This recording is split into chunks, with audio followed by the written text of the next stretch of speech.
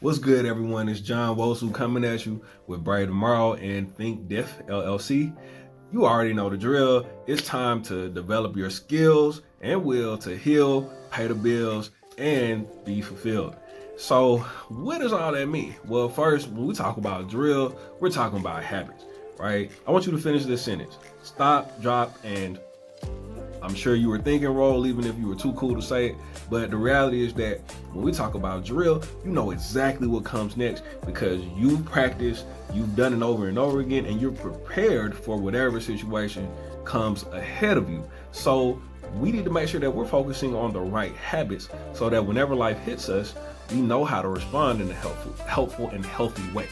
Then if we don't have those habits already, we got to develop them, right? And so when we talk about development, I'm saying positive growth.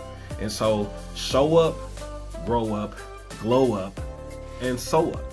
And so you got to show up, attend in order to grow up, behave so that you can glow up, achieve, and ultimately when you've been achieving, we need you to sow up, right? You need to plant positive seeds to improve the climate and culture that you're in. You want to make sure that you're adding to whatever space you're in and not taking away from it. So how do you develop? Well, you got to have the right skills. And a lot of times when we're talking about skills, in this situation, we're going to be talking about social and emotional skills. You got to know how to manage your emotions. You have to know who to spend your time with and how to make the right, healthy types of decisions that are going to help you get to wherever it is you're trying to go in life. And you got to make sure that you have the will. You got to make sure you have the right motivation to keep you going even when things get hard, because it's life. Part of life is difficulty, and in reality, the things that are worth having the most in life often are not easy to come by, right? You're gonna have to earn it, and there are also some things that are unfair, right? There are some challenges that you're going to experience, and the reality is you're still going to have to find the motivation to get through them so that you can make your life better, but also so that you can change the things that make your life more difficult and hopefully make things a little less hard for people that are coming after you, right? And then you got to heal because life is hard, and just from normal wear and tear from living every day, you're going to get stressed. You're going to have some unpleasant emotions that you're going to have to understand and learn how to process and heal from. The reality is also you might experience high levels of stress. It might get kind of toxic, might even be traumatic sometimes. And so it's important for you to understand how to heal and recover so that ultimately you can pay the bills. And when I talk about paying, I'm not only talking about money. We're not only talking about dollars, right? We're talking about lots of other things that you essentially can trade for something else. And we're going to talk more about that. But the bills that I'm talking about are things that you need, and even some of your wants, things that you absolutely can't live without, and some things that you really wouldn't want to live without. And so all the stuff that we talked about so far is going to help put you in a position to be able to afford the things that you need and want. And ultimately, I think fulfillment is super important, right? If you're living a life and you're not fulfilled, then you're going to feel like there are some things missing. And you might try to fill those gaps and those holes with things that aren't actually going to make things better.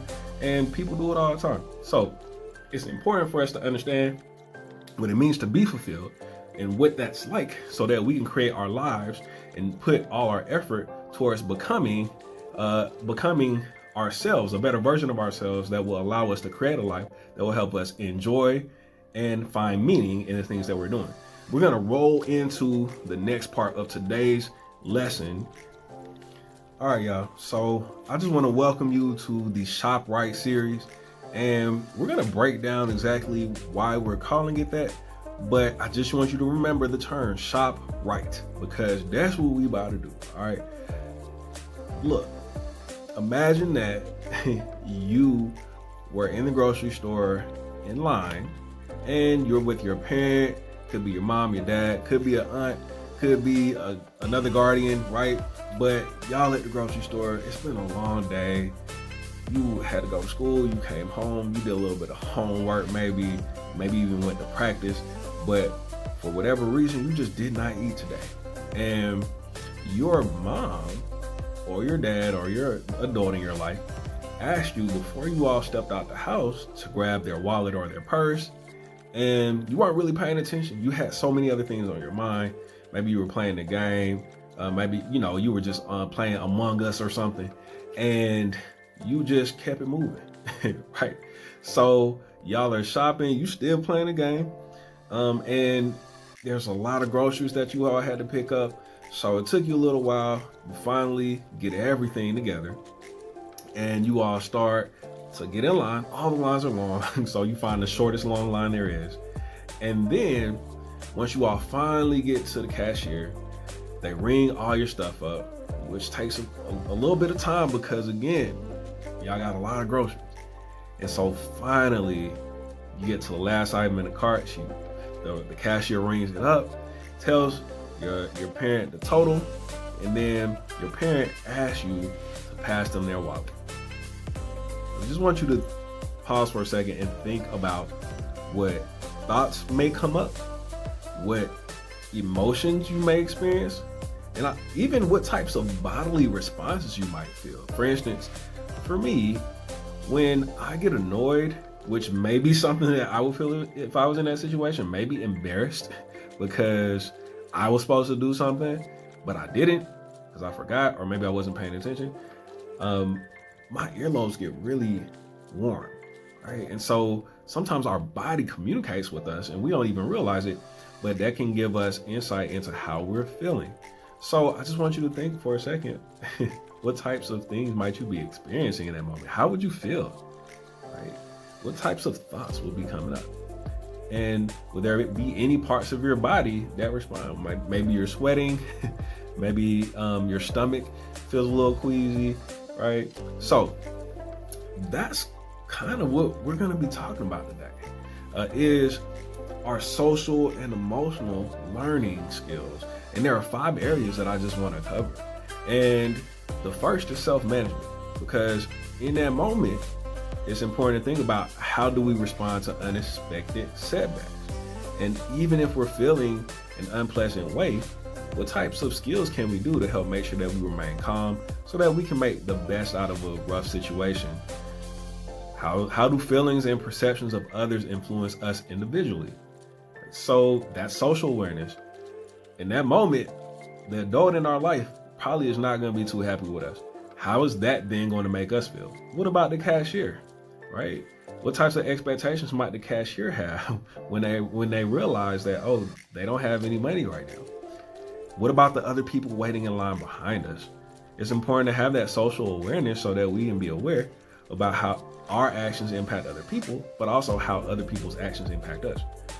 And race is important too, because does race play a role in how other people perceive us and how we perceive them? Right? What types of stereotypes may be impacting the way you feel? So all that stuff is super important, and that is social awareness. And what and who influences how we shop in the first place? So why did y'all choose that grocery store? Why did you choose those items, right? Why did you choose to go then? There are all types of things that really help us make decisions. And so that's self-awareness. And that means we're talking about values, we're talking about things that are important to us, and all of that really is helpful as we move through life. And so maybe you went to that grocery store because that's where your parents always go. And so now, whenever you go to the grocery store, it's gonna be Bilo or Harvey's, right? Also, maybe it's because of where you grew up, right? Maybe they don't have a Kroger or a Publix where you grew up. And so you go to the stores that are where you are. So our environment plays a role in our self-awareness and what we like. Our parents and important people in our life play a role in our self-awareness and the things that we like. And even our identity plays a role, because what did you buy? Did you get Takis? Did you get hot Cheetos? Maybe y'all got some chicken, right? Maybe you all got some fish, some salmon, or some tilapia or something. But a lot of that has to do with how you were brought up. And it's important to understand that being aware of ourselves and our emotions and how we feel in any given situation is connected to our social awareness too, and how other people in our lives are impacted and how they feel about what we're doing. Another question might be, how can we prevent things like this from happening again? And so this is what we would call responsible decision making. And so maybe you're thinking, man, I really should just stop what I was doing in the moment and done what my parent asked me to do, because we wouldn't have been in this situation, right? Maybe that's something that you're thinking. Or maybe there's a lot going on and you're just wondering, man, what are my options right now? Sometimes that's a really helpful question to just be able to ask, even asking yourself or asking other people, because perhaps you could ask the cashier, man, what are our options right now, ma'am or sir? You can explain what happened. Look, I'm sorry. I thought I had my wallet, but I don't. What are some things that we can do right now to try to fix this situation? You can even ask your parent, hey, look, I'm sorry. I knew you asked me to get that wallet, but I just forgot. I'm sorry. What can I do to make it right? So responsible decision making a lot of times is about making sure that you understand the options that are available to you and using your communication skills to make sure that you can make the best decision out of all available options. And then maybe a question that you're asking is, how can you use your voice to effectively work with others? And so that's all about relationship skills. And some of the questions that I just asked also apply here, because it looks like the relationship has been harmed by something that you were supposed to do but didn't. And so now I bet your parent might be feeling embarrassed, or maybe they feel like they can't trust you as much, right? And there are all different types of options that could be happening right now. And it's just important to make sure that you are doing what you have to do to repair that harm. And sometimes it's really difficult for us to admit when we're wrong, whether you're 14 or 40. Sometimes that's something that people just really struggle with. But an important part of having strong relationship skills is being able to admit when you make a mistake and doing what you need to do to repair the harm that you caused. And also speaking out and using your voice to try to make it better. So again, asking those questions about, hey, what options do we have here? Is there anything that we can do to fix this? Do y'all take any other forms of payment? These are all great questions that could be helpful in this situation. Next, I want to talk a little bit about transferable skills. A lot of times we think that if we're in the classroom, then only the things that can help us in the classroom must be related to the classroom. If we're at home, we think that there's stuff at home and the lessons that we learn at home can't really help us anywhere else. Or if we are playing some extracurricular activity or involved with some type of organization, we're not always making connections about how the skills that we learn in one area can help us in others. And one thing that's great about social and emotional learning skills that I want you all to really focus on throughout the video is, what kind of lessons can I learn and how can they help me in all areas of my life? So don't you think that it would be helpful that if you know how to build healthy relationships with your parents, that you can then build them with your teachers, right? And even with your peers, right? In terms of conflict resolution and trying to prevent fights from occurring or disagreements from occurring, or even finding ways to resolve them when they do happen. Don't you think there are some skills that would be helpful, like asking questions instead of making assumptions, and really trying to use self management to stay calm instead of getting real hype and escalating of something that ends up becoming a fight that didn't have to, right? That same skill can be helpful when you're talking to your parents.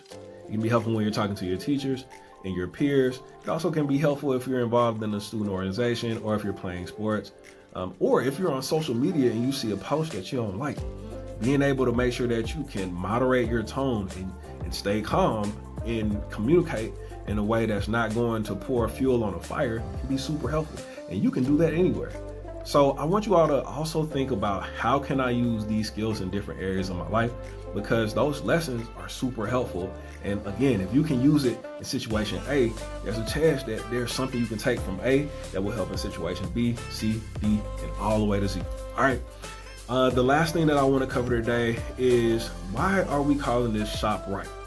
Why are we calling this a Shop Right series? Well, when you go to the store, what are you doing? Right? You're paying with some form of currency, but really all you're doing is trading. You're trading money for goods, right? Maybe it's food, maybe it's clothes, maybe it's shoes, but you're trading usually dollars in the form of a debit card, or a lot of times, because people don't really use cash like that anymore, right? But you're trading dollars for some type of good or product, right? Well, it's really, really easy to understand when we talk about financial bank accounts, because you pay money. If you run out of money, you broke, right? So every time you give money, that's like if this was from your account, whenever you're using your debit card, that's a withdrawal. Whenever you're taking money out of your account, you're withdrawing it, right? Whenever you're putting money into your account, you're depositing it. And so when we talk about ShopRite, it's all about withdrawals and deposits. And the same is true for what we call your emotional bank account. And so we're going to talk more about what that is, but the same way that you have a withdrawal from your account when you talk about money can also happen when you talk about emotions. So I want you to think back to the scenario. In that moment, maybe you were feeling embarrassed, right? Or maybe your adult, whether it was your mom, your dad, your aunt, or grandma, right? Maybe they were feeling embarrassed. So do you think that your interaction with them was a deposit or a withdrawal from their emotional bank account? What do you think? They asked you to make sure that you grabbed the wallet, and you did, right? They trusted you because they expected you will follow through, and you didn't. So would that be a withdrawal or a deposit? Well, you made a withdrawal from their account. And so now they have less of a positive emotion towards you in that moment. And you're going to have to do something to make sure you create a deposit. You got to add something to repair the harm that was done and replenish the balance in their emotional bank account. And so the same thing can happen in many different situations in your life, whether it's on social media, you read a post and boom, if it's a positive post saying, good job, I really like the fact that you scored well on that test. Is that a deposit or a withdrawal to your emotional bank account? Yeah, that's a deposit, right? That's a compliment, and usually compliments help us feel better, i.e. a deposit, our balance is going up in our emotional bank account. Well, what if they was talking trash? What if somebody, said something terrible about you and they was trying to start some smoke with you? Would that be a withdrawal or a deposit? Again, it'd be a withdrawal. It's causing an unpleasant or negative emotion, and it's taking away positive emotions from your account. So the reason we're calling this ShopRite is because it's really helpful to think of things in terms of money, because everyone knows about money, right? Everyone knows a little bit about money. But that's going to help us be able to understand our emotions too, and also understand who is taking more of our emotions away, right? Who is taking more of our positive emotions away, and who is giving us more positive emotions, because that's going to be super important for all of what we talked about today. So I hope that you were able to take something away from today's intro lesson. We're going to be talking about a lot more of this stuff over the next few videos, so I'm really excited, and I hope you are too. So just a quick review. We talked about social and emotional learning skills, and there are 5 areas. We have social awareness, self-awareness, relationship skills, responsible decision-making, and self-management. And when you think about those 5 areas, again, we're going to delve into that stuff a little bit more soon, but which of those areas stands out to you? What do you think you want to spend more time focusing on to develop your skills in those areas? All right.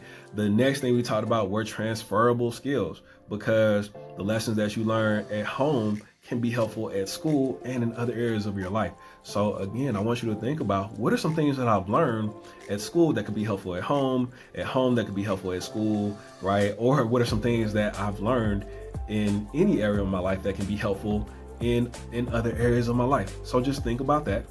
And the last thing was that we talked about the emotional bank account. And look, the reason that we're calling this the ShopRite series is because you're always making transactions. It may not be you exchanging money for food or for goods all the time, right? A lot of times you're making emotional transactions. And so you are giving your time and attention and energy to people, and they're a lot of times either making deposits, hopefully, or they're making withdrawals from your account. And so you want to make sure that you're spending your time around people who create more deposits and increase your emotional balance. or you want to spend less time around people who are making more withdrawals and taking away your positive emotions and decreasing the balance in your account. All right, so I also want you to think about some people in your life that help you feel better, who makes you have more positive emotions in your life. And I want you to spend more time with those people. Make a really purposeful, intentional effort to spend some more time with those people. All right, and you already know the drill. It's whenever we have these sessions, it's time to develop your skills and will to heal, pay the bills, and be fulfilled. So I am John Wosu. I'm a school counselor and a therapist with Brave Tomorrow and Think Diff LLC. And I hope that you do whatever you got to do to make the next step your best step. All right, peace.